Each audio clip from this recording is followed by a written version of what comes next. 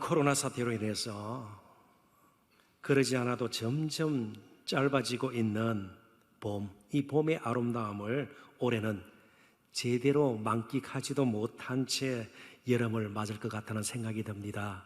언제 봄이 왔다가 갔는지조차 생각할 겨를이 없었는지도 모르겠습니다. 실제로 요 며칠간 여름처럼 더웠습니다. 오늘도 꽤 실내는 더우리라 생각이 됩니다. 그래서 옷차림도 달라질 수밖에 없을 것이고요. 그래서 제가 온라인에서 이제 컴퓨터를 통해서 구입할 수 있는, 판매되고 있는 반팔 티셔츠를 하나 소개를 할까 합니다. 사진을 한번 보실까요? 그런데 저 티셔츠에 새겨져 있는 문구가 그렇게 아름답지는 않습니다. 집안에 있든지 혹은 여기 관 속에 있든지 저기 관 그림이 그려져 있죠.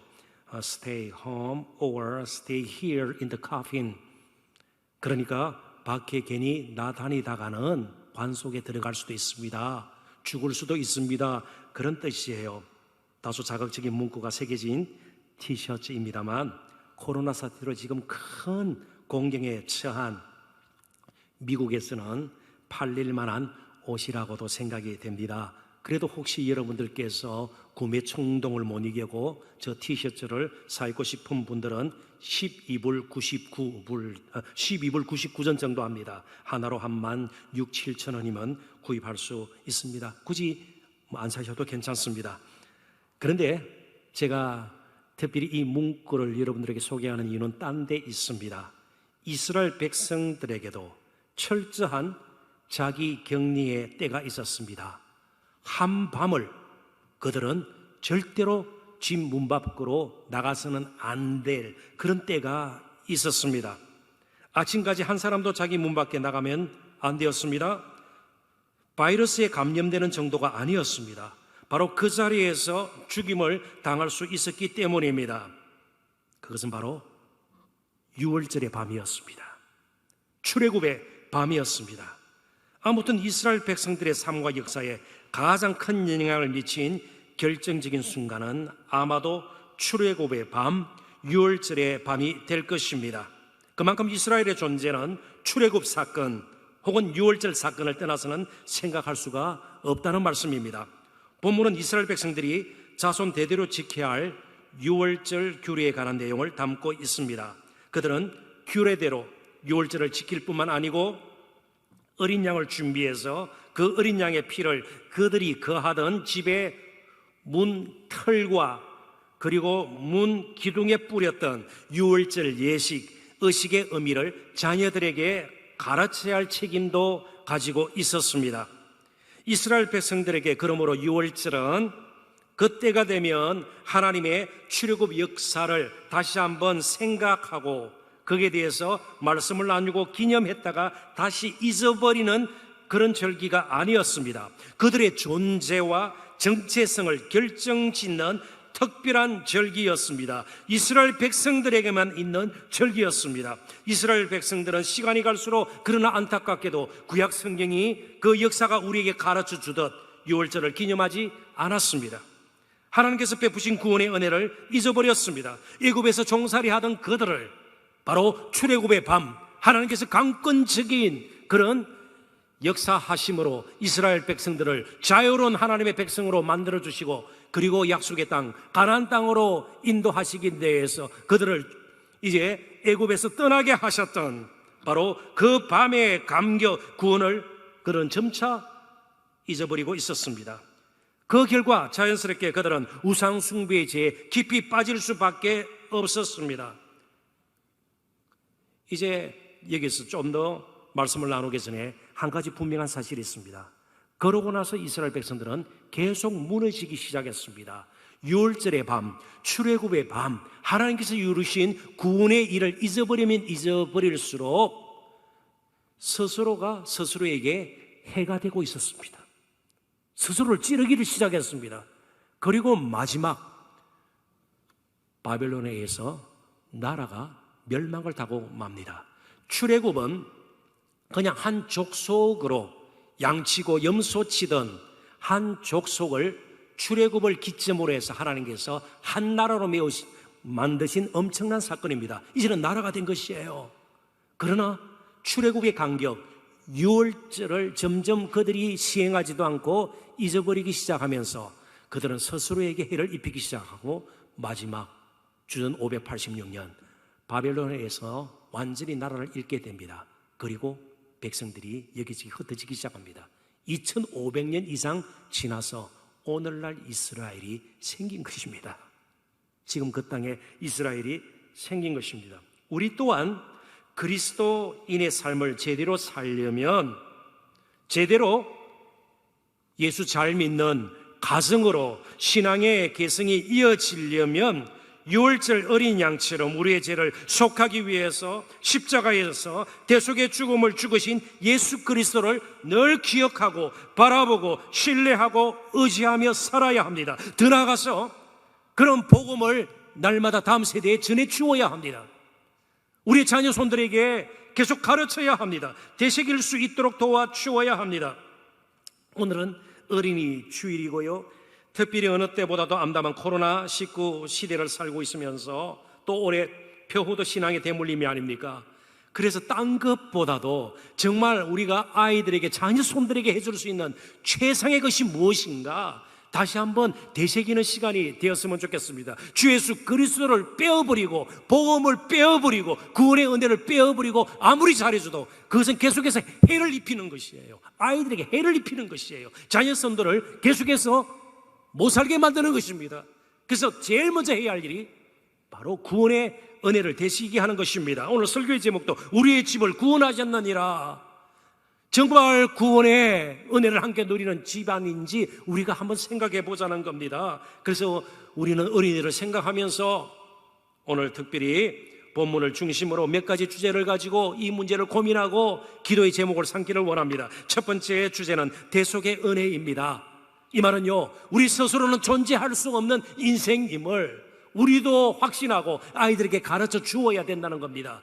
우리의 죄를 위해서 대신 값을 치르는 어떤 분이 계시다는 사실을 우리는 계속 가르쳐야 합니다. 계속 나누어야 합니다. 계속 되새길 수 있도록 도와주어야 되는 것이에요. 22절부터 23절 읽어봅니다.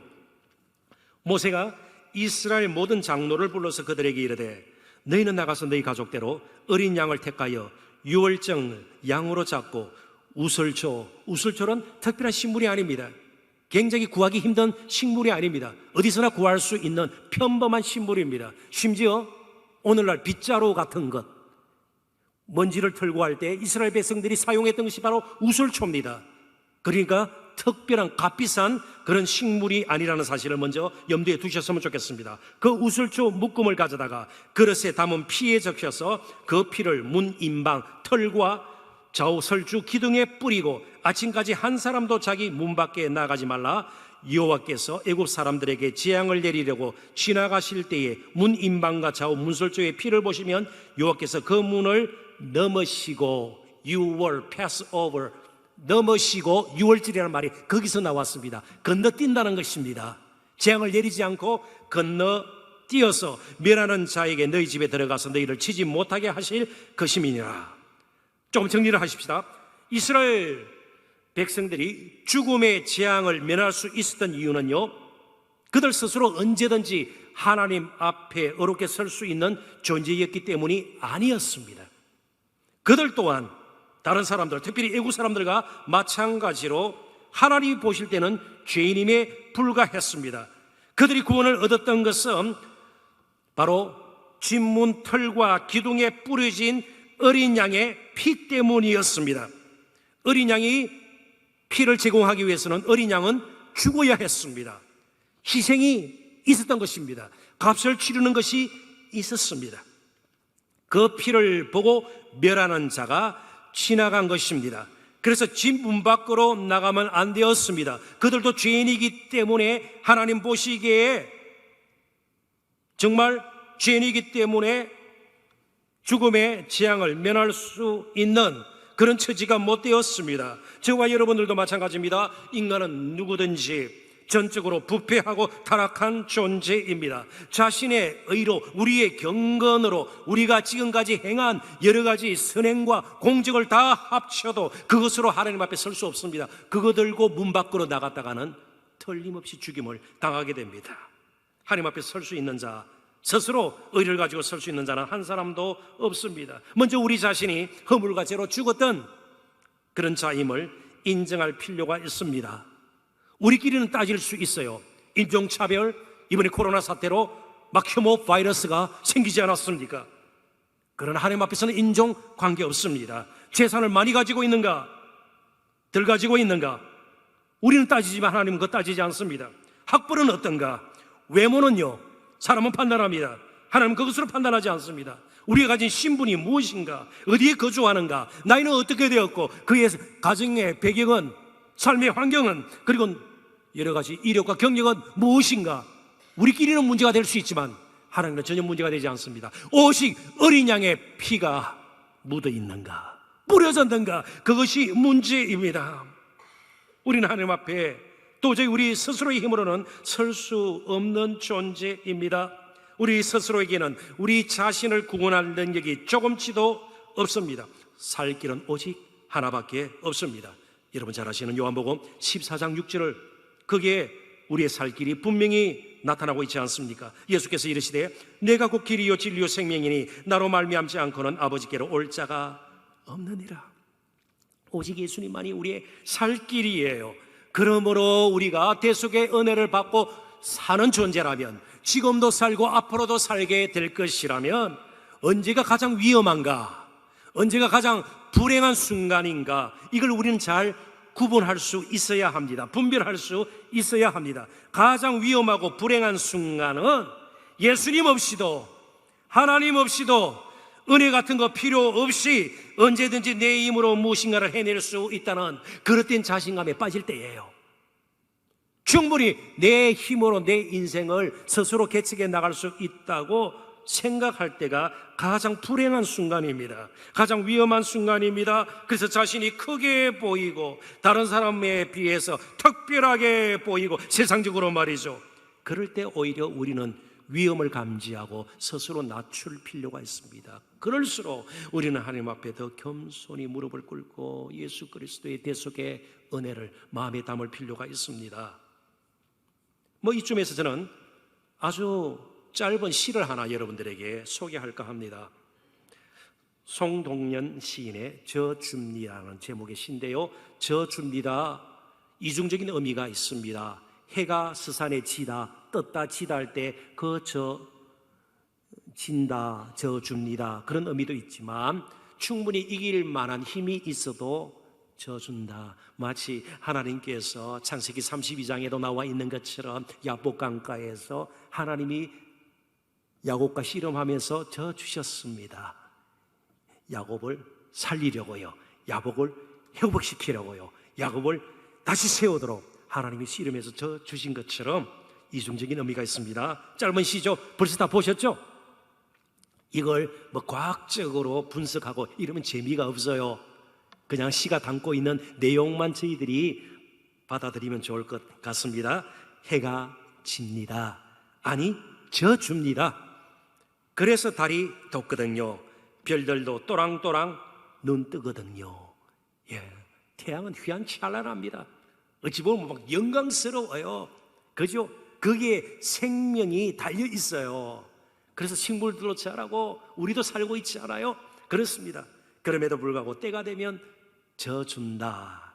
그래서 별것 아닌 별들이 뜨고 달이 뜨도록 자리를 비켜주고 져준다.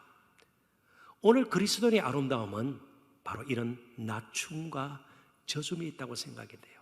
우리는 대속의 은혜를 잊고 살기 때문에, 그런 대속의 은혜 가운데 살기 때문에 자기를 지나치게 내세우고 드러내고 이런 것들은 우리에게 사실은 어울리지가 않아요. 참 어렵고 힘들수록 우리에게 어느 때보다도 낮춤의 영성, 좀 다른 사람을 낮게 여기고, 그죠? 오히려 자리를 만들어주고 양보하고 저춤의 영성이 우리에게는 필요하다, 그런 뜻이에요. 자, 이스라엘 백성들이 특별한 것은 그들이 차지하고 있는 땅덩어리가 크기 때문이 아니에요. 이스라엘 백성의 수가 너무나도 많았기 때문에 그것도 아니에요. 어찌 보면 세상적으로는 보잘것없는 나라였습니다. 특별한 능력이나 자랑거리가 많았던 것도 아닙니다. 다만 하나님의 특별한 대속의 은혜를 잊고 존재하는 사람들이 이스라엘 백성들이었고, 그리고 세워진 나라가 바로 이스라엘입니다. 그래서 이스라엘 백성들에게는 이 단어를 평생 잊지 말아야 할 단어로 여겨지고, 계속해서 그들은 이러한 단어가 주는 그런 은혜를 잊고 살아야 된다는 경각심이 있었습니다. 무슨 단어인가 하면 대속이라는 단어입니다. 대속하다, 파다하라는 히브리어 단어인데요, 대신하여 값을 치르다. 우리가 존재하는 것은 우리를 위해서 대신 값을 치른 그 무엇이 어린 양에 있죠? 그렇습니다. 이 파다의 정신, 이게 이스라엘을 지탱하는 아주 큰 힘이 된 것이에요. 우리가 가진 것, 우리가 누리는 것, 우리 것만이 아니고 우리는 대속의 은혜를 잊고 우리를 대신한 값을 치른 그 누구가, 그 무엇이 있기에 우리는 존재한다. 그래서 사실은 유대인들이 아주 막 구두쇠 같고 돈에 아주 악착 같고 그렇지 않아요. 제가 미국에서도 살았습니다마는 자원봉사 많이 하고요, 누구보다도 기부를 많이 해요. 그게 파다의 정신이에요. 이게 내 것이다, 내가 노력해서 얻은 것이다, 내가 정말 열심히 주기까지 정말 수고해서 내가 쌓은 것이다, 그러면 아까워서 내놓을 수가 없어요. 우리보다 먼저 나를 위해서, 우리를 위해서 값을 치른 그 은혜가 있기 때문에 나는 맡은 것이고요, 그런 의미로 우리가 살게 되는 것이죠. 하나님께 다 속한 것이에요. 하나님의 은혜로 우리가 산다는 그 생각이 우리 마음속에 가득하면 내 것이라고 우길 수가 없는 것이에요. 그래서 출애굽기 13장 12절 13절을 읽어볼 때에 조심스럽게 한번 본문의 말씀을 보십시오. 너는 태에서 처음 난 모든 것과 내게 있는 가축의 태에서 처음 난 것을 다 구별하여 여호와께 돌리라. 수것은 여호와의 것이니라. 나귀의 첫 새끼는 다 어린 양으로 대속할 것이요, 그렇게 하지 아니하려면 그 목을 꺾을 것이며 내 아들 중 처음 난 모든 자는 대속할지니라. 이제 애굽에서 마땅히 죽임을 당할 수밖에 없는 이스라엘 백성들의 첫 아들 장자, 이스라엘 백성들이 소유하고 있는 가축의 첫 것들, 수것, 그저 첫째 난 새끼들 다 죽어야 되는데 하나님께서 대속의 은혜를 베푸셔서 살게 했습니다. 그러면 이스라엘 백성들은 이 파다의 정신을 가지고 살기 위해서는요, 항상 첫 것을 하나님 앞에 드리는 그게 제사 형식으로요 드리면서 그 은혜를 잊지 말아야 했습니다. 하나님께서 뭐 짐승의 피에 굶주려서 그게 아니에요. 이스라엘 백성들로 하여금 계속해서 스스로를 괴롭히지 않도록, 스스로에게 해를 입히지 않고요, 정말 하나님의 거룩한 백성으로 살아갈 수 있도록 하나님께서는 제사 제도를 통해서 파다의 정신을 계속 이어갈 수 있게 한 것입니다. 그래서 사람의 장자와 짐승의 첫 수컷은 다 하나님의 속한 것이고, 이스라엘 백성들은 이 사실을 알고 짐승의 첫 수컷은 제사로 드리게 되었습니다. 양이나 염소 그리고 송아지 첫 것으로 드렸습니다. 그런데 본문에 보니까 나귀는 대속할 것이요, 어린 양으로 대신 드릴 것이요, 그렇게 하지 아니하려면 그 목을 꺾을 것이며, 이건 왜 그래요? 짐승의 첫 것은 다 드렸습니다. 그런데 나귀는 하나님께 제사용으로 드릴 수 있는 짐승이 아니에요. 나귀는 아니에요. 그러니까 하나님 앞에 제물로는 드릴 수가 없습니다. 그래서 나귀 대신에 어린 양으로 드려야 되는데, 어린 양으로도 드릴 만한 형편이 못 되면 목을 꺾어 나귀를 다른 용도로 사용하지 못하도록 하셨습니다. 이해가 되시나요? 하나님께 드렸기 때문에 아까워서 이건 편리하게 우리 용도에 맞게 나귀를 써야 되겠다, 이럴 수 없다는 겁니다. 이게 예배의 정신으로 이어져야 돼요. 그냥 어느 정도 예배 의식에 동참하고 어느 정도 내가 헌금을 했으니까 나머지는 내 마음대로 써야 되겠다, 아니에요. 우리에 속한 모든 것이 사실은 하나님께 속한 것이에요. 세 번째 주제에서 좀 더 다루도록 하겠습니다. 그런데 장자의 경우, 사람의 경우는 어떻게 될까요? 목을 꺾을 수도 없는 거 아니에요. 태에서남 처음 난 이 장자는 제물로 드릴 수 없어요. 희생제물로도 드릴 수가 없어요. 대속이 필요했습니다. 그래서 민수기 18장 15절 16절에 보면 은 5세겔을 대신해서 드렸습니다. 그걸 속전이라 그래요. 속전을 드리면서 첫 아이의 몸값을 드리는데 노동자들의 반년치 임금으로 추정합니다. 적지 않은 돈이에요. 은 5, 그러니까 우리는 또 다른 분을 생각하게 됩니다. 누구예요?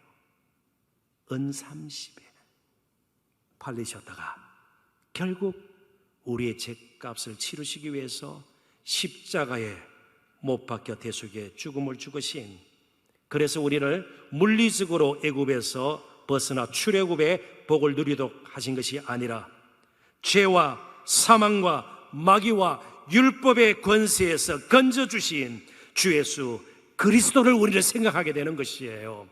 어떤 일이 있어도 우리는 그분의 대속의 은혜를 잊어서는 안 됩니다.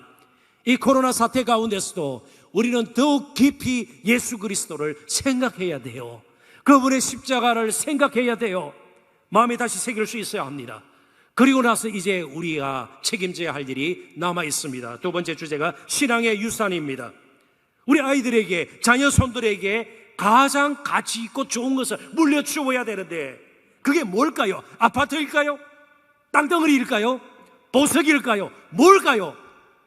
이 부분에 대해서 이제 우리는 흐트러짐이 없어야 합니다. 사실 오늘 예배에 동참한 우리 성도 여러분들 가운데서도 참 예수 믿지 않는 가정 식구들, 자녀손들이 있을 거예요. 이전에 열심히 신앙생활 했지만 교회에서도 멀어지고 신앙의 자리에서도 멀어진 우리 자녀손들이 있지 않아요. 어느 때보다도 우리가 안타까운 마음으로 이 부분에 대해서 정말 기도하는 마음으로 함께 말씀을 나누어야 할 것입니다. 24절부터 27절입니다. 제가 좀 빨리 읽어볼게요. 너희는 이 일을 규례로 삼아 너희와 너희 자손이 영원히 지킬 것이니 너희는 여호와께서 허락하신 대로 너희에게 주시는 땅에 이를 때에 이 예식을 지킬 것이라. 이후에 너희의 자녀가 묻기를 이 예식이 무슨 뜻이냐? 뭐 어린 양을 잡고 막 피를 내고 했던 이 모든 예식들이 있잖아요. 무슨 뜻이냐 하거든. 너희는 이르기를 이는 여호와의 유월절 제사라. 여호와께서 애굽 사람에게 재앙을 내리실 때에 애굽에 있는 이스라엘 자손의 집을 넘어사 우리의 집을 구원하셨느니라 하라 하며 백성이 머리 숙여 경배하니라. 이스라엘 모든 부모들은 대속의 은혜를 자녀들에게 가르치고 또 그 은혜를 계속해서 누릴 수 있도록 힘 닿는 데까지 도와줄 책임이 있었습니다. 그래서 그들은 유월절을 가족이 함께 지켰습니다. 어린 양을 잡고 유월절을 지키는데 제사장 중심이 아니고 가족 중심이에요. 가족 중심. 이걸 우리가 꼭 기억할 필요가 있습니다. 하나님께서 이루신 그 출애굽의 놀라운 일을 기억하고 감사하며 찬양하는 것이 이스라엘 백성들의 가정에서 가장 중요한 가정 일이었습니다. 오늘 우리의 가정에서 가장 중요한 일이 무엇입니까? 첫 출애굽의 사건을 떠올리면서 그들에게 가장 중요한 것은 바로 하나님을 예배하는 것이었어요. 예배하는 것. 예배를 되쳐두면 정말 구원을 이루어 주신 출애굽의 놀라운 일을 행하신 그 하나님을 기억하고 온 가족이 함께 예배 드리는 이 일에 실패한다면 그때부터 어떤 모양으로도 때로는 서로 찌르기 시작해요. 해를 입히기 시작해요. 이것은 이스라엘 역사가 보여주는 것입니다. 오늘 우리 가정에서 가장 중요한 것 예배예요. 우리 자신이 정말 진정한 예배자가 되어야 되고요, 우리의 자녀손들을 예배자로 세워야 합니다. 그게 살 길이에요. 그게 진정한 성공의 길이에요. 죄가 세상에 들어오면서 제일 먼저 망가진 것이 가정이기 때문에 그렇습니다. 지금 아이들, 청소년들을 보십시오. 이전하고 달라요. 어떻게 어른들도 때로는 저지르기 힘든 그런 끔찍한 죄들을 저질러요. 이번에도 뭐 엠번방, 거기에 무슨 40대 50대 장년들이 개입이 되어 있나요? 아니에요. 때로는 친구를 때려 죽이고 안매장하고. 근데 사실은 그게 다 어디서 왔나요? 기성세대로부터 온 것 아니겠어요? 가정에서 온 것 아니겠어요? 아담과 하와 사이에 갈등이 생겼습니다. 죄가 들어왔습니다. 그리고 예배가 온전치 못했습니다. 가인은 예배의 실패자예요. 자신의 재물이 하나님 앞에 드리지 못했습니다. 시기심으로 아벨을 죽이는 살인사건이 일어나고 말았습니다. 예배가 실패할 때 서로를 해치는 그런 일이 생기게 됩니다. 우리가 예수를 믿으면 가정도 거듭나야 합니다. 우린 자꾸만 우리 영혼만 거듭나는 것으로, 아니에요. 우리 가정이 거듭나야 돼요. 가정이 새로워져야 돼요. 가정이 회복되어야 된대요. 믿음으로 산다는 것은 가정을 영적으로 보호해야 하는 것도 의미합니다. 가정의 믿음을 지켜야 합니다. 조금은 제가 지나치면 용서하십시오. 너무 교회에 와서 교회에서 진을 빼지 마십시오. 너무 교회를 한다고 말이죠, 그렇게 하지 마십시오. 가정을 먼저 돌보십시오. 가정을 영적으로 지키십시오. 이게 더 중요해요. 가정이 살아야 됩니다. 그러면 자연스럽게 교회가 살아요. 가정에서 실패하면 안 된다는 것입니다. 세속과 물질적인 풍조가 오늘 정말 각 가정을 흔들고 있습니다. 어린 아이로부터요, 청소년, 청년 이르기까지요. 그래서 가정을 우리는 정말 보호해야 되고요, 지켜내야만 합니다. 참 안타깝게도 가장 추하고 끔찍한 범죄가 주로 가정에서부터 일어나는 것 우리가 잘 알고 있습니다. 아동학대나 노인학대가 주로 어디에서 일어나는지 여러분 알고 있지 않습니까? 배우자를 구타하는 일도 공공연히 가정에서 일어납니다. 가정을 살려야 합니다. 신음하고 상하고 찢겨진 아파하는 가정들을 우리는 회복해야 합니다. 그러면 제일 먼저 예배가 회복돼야 합니다. 예배를 제쳐두고 너무 열심히 살도록 아이들을 그렇게 기르지 마십시오. 하나님을 아는 것을 제쳐두고 너무 많은 것을 가르치려고 하지 마십시오. 그게 결국은 자신을 해치는 길이 돼요. 분명히 해치게 됩니다. 꼭 기억하십시오. 제가 하는 말이 아니고 이스라엘의 역사가 보여주는 것입니다. 예배가 살아야 돼요. 예배가 살아야 됩니다. 우리 아이들 책임 이전에 우리의 책임이에요. 제가 좀 이런 예를 들면 도움이 될는지 모르겠습니다. 지난달 24일 영국의 BBC 방송에서 한 8살 난 소년 이야기를 들려주었습니다. 보도를 했습니다. 호주 오스트레일리아에서 퀸즐랜드라는 지역에 살고 있는 아이인데요, 이 아이가 요즘 너무너무 마음 상하고 정말 사람 만나기를 꺼려하고요, 그러니까 아이가 점점 정신적으로 병들고 있는 이 사실을 보도를 했습니다. 무엇 때문에 그럴까? 그 소년 이름 때문이었습니다. 이름이 코로나 더버리스예요. 그랬더니 특별히 8살이니까 그 주위에 꼬매기 친구들이 많을 거 아니에요. 그 주위 사람들이 툭툭 던지는 말, 에이 코로나 바이러스, 코로나 더버리스인데 코로나 바이러스 자꾸 놀리는 거예요. 이름이 놀림감이 되어버렸습니다. 근데 코로나라는 말 자체는 나쁜 것이 아니에요. 이 코로나 바이러스가 왕관처럼 생겼기 때문에, 면류관처럼 생겼기 때문에 라틴어로 코로나, 왕관이라는 뜻입니다. 크라운이라는 뜻이에요.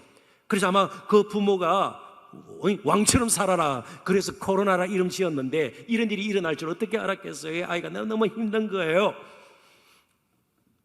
근데 우리 가정에도 조금 그런 조짐이 있을 수가 있는데 제 아내에게 물어보니까 괜찮다고 그래요. 최근에 제가 처음 몰랐던 사실을 알았습니다. 북한 김정은 위원장의 자녀가 셋인데 그중에 딸도 있다고 그래요. 딸 이름이 김주애라고 그래요. 김주애. 근데 미국에 사는 제 딸 이름이 김주애예요. 아직 말하지 않았습니다. 말해도 딸이 상처를 입을 것 같지는 않습니다. 그냥 웃고 넘길 것 같아요. 애들이 무슨 죄가 있어요. 그냥 부모의 성을 따라서 이름을 짓다 보니까 좋은 의도로 그렇게 했는데 그래요. 그러니까 가장 안전한 길이 뭐예요? 가장 아이들을 위해서 우리가 해줄 수 있는 최상의 것이 뭐예요? 계속해서 예수 그리스도를 만나게 하고 경험하게 하고 그 은혜로 살도록 도와주는 거 아니겠어요? 이거 제쳐두고 왜 우리가 계속해서 세상 흉내를 내야 되고요, 세상 풍조에 맞게 아이들을 키우려고 세상에 왜 우리 아이들을 맡겨야 되냐 말이죠. 가정에서 맡아야죠. 부모된 저와 여러분이, 할아버지 할머니 된 저와 여러분이 그 아이들의 영혼의 책임을 질 수 있어야 되지 않겠어요? 정말 자녀는 참으로 소중한 존재입니다. 자녀 손들을 사랑하지 않는 그런 부모님들, 조부모님들이 이 세상에 어디 있습니다. 정말 행복하기를 원하죠. 그렇다면 그들에게 가장 필요한 것, 가장 중요한 것, 가장 가치 있는 것이 무엇인가를 우리 자신이 먼저 분별하고 확신하고 알고 그 다음에 그들에게 가르치고 전하고 나누는 것이 필요하지 않나 말이죠. 하나님께서도 우리 가족 전체가 구원받는 것을 기뻐하시고 원하세요. 사도행전 16장 31절을 같이 한번 읽어볼까요? 다 같이 한번 읽어보십시다. 이르되 주 예수를 믿으라. 그리하면 너와 내 집이 구원을 받으리라 하고, 내가 믿으면 그냥 자동적으로 우리 가족은 다 구원받는다 그런 뜻이 아니에요. 내가 믿으면 그 구원의 그저 은혜가 얼마나 큰가를 알고 구원이 얼마나 심각한 문제를 알고, 그래서 기도하게 되고요. 할 수만 있다면 믿지 않는 가정 식구들에게 복음을 전하려고 하고요. 또 삶의 그런 여러 가지 드러남이 또 그들에게 좋은 영향을 미칠 수 있도록 조심하게 되고요. 양보하게 되고요. 그들을 세우려고 하고요. 그러지 않겠습니까? 그러면서 점점 구원의 길이 그들과 가까워지면서 우리 가족이 함께 구원을 받는 놀라운 일들이 일어날 수 있다는 것이죠. 그런데 요즘 많은 부모들이, 특별히 젊은 부모님들이 자신부터 너무 쉽게 너무 빨리 신앙을 포기해버리고 자녀들을 키우려고 하는 경향이 있어요. 그 앞선 부모의 모습이 아니에요. 괜찮은 부모의 모습이 아니에요. 아이들을 불행하게 만드는 것이에요. 다시 또 반복합니다. 스스로 해를 입히는 것이에요. 아이들을 못 살게 구는 것이에요. 정말 괴롭히는 것이에요. 무엇이 진정한 성공인지 분별할 수 있어야 합니다. 그렇게 할 경우 돌아올 것이 너무나도 분명한데도 불구하고 우리가 지나치게 세상의 모든 것을 다 할 줄 알고요. 아니요. 이제 한번 생각해 보십시다. 그 유명한 하버드 대학, 코로나 사태 되니까 문 닫아요. 선진국 후진국 차이가 어디 있어요? 오히려 늘 업신여긴 당하고 못 산다, 가난하기 때문에 못 산다. 사실 못 사는 게 아니에요. 가난해도 잘 사는 사람들 많이 있어요. 행복하게 사는 사람들 많이 있어요. 아프리카나 동남아시아, 그죠? 중앙아시아, 정말 우리가 말하는 가난한 나라들, 거기에 뭐 코로나가 크게 영향을 미치지 못해요. 선진국 얼마나 형편없이 무너지고 있나요? 하나님 보실 때는 우리끼리 선진국 후진국이에요. 우리끼리 학벌이에요. 우리끼리 명문이에요. 정말 예수님 떠나서는 살 수 없다. 그래서 우리는 지나치게 세상을 너무 두려워할 필요 없어요. 거기서 모든 것이 다 해결될 것처럼 그렇게 생각해서는 안 돼요. 그래서 우리가 물려줄 것은 신앙의 유산이에요. 자녀들의 영혼도 소중히 여겨야 되는 겁니다. 출애굽기 13장 14절을 읽으면서 이 두 번째 주제를 제가 좀 마무리할까 합니다. 후일에 내 아들이 내게 묻기를 이것이 어찌 됨이냐 하거든 너는 그에게 이르기를 여호와께서 그 손의 권능으로 우리를 애굽에서 곧 종되었던 집에서 인도하여 내실세. 애굽을 어떻게 표현하고 있습니까? 양식이 풍부했던 곳, 땅덩이가 엄청나게 컸던 곳, 혹은 또 바로 왕의 권세가 너무나도 정말 두려웠던 곳, 아니요, 종되었던 곳으로 표현합니다. 이스라엘 백성들이 애굽에 있을 때 전혀 줄이지 않았습니다. 나일 강변의 그 비옥한 옥토를 통해서요, 정말 먹을 것이 풍부했습니다. 온 중흥동 지방에 기근이 들어도 여간에서 애굽은 기근 들지 않았습니다. 땅덩어리가 작았나요? 아니요. 이스라엘 백성들은 대대로 목축을 하는 사람들이에요. 그래서 고센 땅, 아주 비옥한 목초지에서 마음껏 목축업을 할 수 있었습니다. 그런데 그들에게 문제가 뭐였습니까? 자유가 없었던 거예요. 종살이했어요. 노예예요. 하루하루 소망이 없었던 겁니다. 그 먹고 사는 문제가 아니었어요. 먹을 수 있었어요. 집 짓고 살 수 있었어요. 애굽을 종되었던 집으로 그리고 있습니다. 그래서 유대인들이 오늘날도 사용하고 있는 유월절 기도문의 첫 구절은 우리는 애굽에서 종이었다예요. 자유 없는 종이었다예요. 먹고 사는 문제가 아니에요. 종이었다예요. 왜 사랑하는 우리 자녀 손들을 죄 종노릇 하다가 영원한 멸망에 빠뜨리려고 우리가 그냥 방치해둬야 되냐 말이죠. 더 열심히 기도하십시다. 오늘 어린이 주일을 기점으로 해서 정말 그들의 영혼을, 우리가 얼마나 그들을 사랑해요 생각하면서 세상의 종이 되지 않도록, 죄의 종이 되지 않도록, 죽음의 종이 되지 않도록 정말 예수 그리스도의 은혜와 그 복음의 능력을 우리가 확신하고 전해줄 수 있기를 주님의 이름으로 축원합니다. 마지막 세 번째, 그러기 위해서 이제부터는요, 우리 자신이 일상생활에서 거룩함을 보여야 합니다. 이게 우리의 마땅히 책임져야 할 부분이에요. 우리 엄마 아빠는 교회에서는 굉장히 존경받고 이 중직자인데 집에서는 형편없는 아빠요. 이렇게 되면 문제가 되는 것이에요. 형편없는 엄마예요. 이게 문제가 되는 것이에요. 일상의 거룩함이 회복이 되어야 합니다. 28절 같이 읽어봅니다. 이스라엘 자손이 물러가서 그대로 행하되 여호와께서 모세와 아론에게 명령하신 대로 행하니라. 이스라엘 백성들은 하나님께서 명하신 대로 어린 양을 준비했습니다. 더 값비싼 송아지 같은 거 필요 없어요. 어린 양을 준비해야 합니다. 하나님께서 명하신 대로 해야 합니다. 다른 것을 준비해서는 안 됩니다. 그리고 하나님께서 명하신 대로 어린 양의 피를 뿌려야 합니다. 어린 양의 고기를 하나님께 태워드리고 화제로 드리고 이런 것 되지가 않습니다. 문 밖으로 나가지 않고 잡은 어린 양을 가족이 함께 먹고 또 하나님을 경배해야 했던 것입니다. 그것이 구원받은 자가 구원받기 위해서 해야 할 일이었습니다. 동시에 구원받은 자는 그러면 마음대로 살아도 되는가? 아니에요. 이제 이어지는 말씀을 우리는 보아야 합니다. 출애굽기 13장 1절 2절을 제가 빨리 읽어봅니다. 여호와께서 모세에게 이르시되 이스라엘 자손 중에서 사람이나 짐승을 막론하고 태에서 처음 난 모든 것을 다 거룩히 구별하여 내게 돌리라. 이는 내 것이니라 하시니라. 이스라엘 백성들은 그들의 장자를 살리신 하나님을 기억하며 이제 그들 또한 이제는 하나님의 소유된 거룩한 백성임을 기억해야 했습니다. 무슨 말인가 하면 이제부터는 이스라엘 백성 전체가 하나님의 장자예요. 하나님께 드려진 장자예요. 하나님의 뜻대로 거룩하게 살도록 부름받은 백성들이에요. 그러니까 이제 그들이 목축업을 하든 장사를 하든 어디에서 있든 그들은 이미 하나님께 드려진 자들입니다. 그렇다면요, 그들의 시간 함부로 사용해서는 안 돼요. 따로 떼어놓은 것이에요. 거룩하게 떼어놓은 것이에요. 그들의 물질 함부로 사용할 수 없습니다. 낭비하거나 불필요하게 사치하거나 그런 데 쓸 수 없어요. 하나님께 드려진 것입니다. 하나님의 진정한 소유자입니다. 값을 산 백성이 되었습니다. 대속의 은혜를 입고 존재하는 백성이기 때문에 그들에게 속한 모든 것이 이제는 하나님의 뜻과 하나님의 마음과 계획에 따라 사용되어지고 움직일 필요가 있게 된 것입니다. 저와 여러분도 마찬가지. 죄의 종로를 하다가 이제는 하나님의 자녀가 되었습니다. 하나님의 소유된 백성들로 살아가게 되었습니다.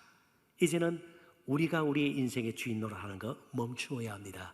내가 이룬 것, 내가 쌓은 것, 내가 가진 것 아닙니다. 그렇다 할지라도 그것 또한 하나님께 속한 것이에요.